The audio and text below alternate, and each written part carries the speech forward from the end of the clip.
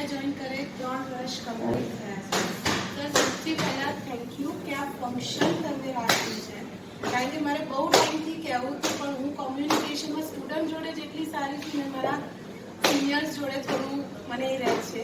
પણ સર એક વસ્તુ મારે કહેવી છે, જે મેં અહીંયા ફેકલ્ટીઝમાં બી કીધી છે બહુ બધાને, કે મારું સ્ટાર્ટિંગ ઇંગ્લિશ મીડિયમ સ્ટાર્ટ મેં વિદ્યાર્થી કર્યું. હું આમાં છેલ્લા 13 વર્ષથી છું. હું ઇકોનોમિક્સ અને BA ભણાવું છું. 11 મંથથી વિદ્યામાં હું BA લઉં છું.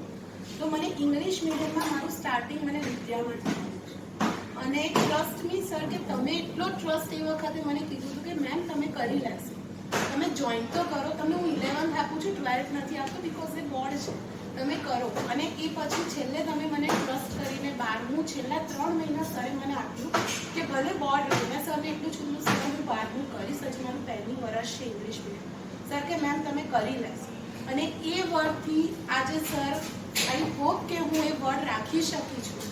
પણ અને એક બિગ થેન્ક યુ, કે કારણ કે સર મારી લાઈફમાં એવું છે કે જે ફર્સ્ટ પોઈન્ટથી જે સ્ટાર્ટ કરે ને, બીજી તો બધા આગળ થઈ જાય, પણ એ પોઈન્ટ પર જે માણસ તમારી પર ટ્રસ્ટ કરે કે ના તમે કરી લેશો, અને એ ટ્રસ્ટ દીપક સરે મારી પર મૂક્યો છે ઇંગ્લિશ મીડિયમ માટે. સરે નથી મારું રિઝ્યુમે જોયું, બિકોઝ હું સ્કૂલિંગ મારું ગુજરાતી મીડિયમ છું.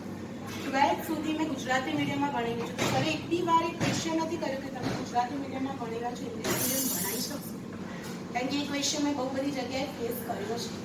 બટ સ્ટીલ સરે એટલું જ કીધું કે મેમ થઈ જશે, તમે કરી લેશો 11th સ્ટાર્ટ.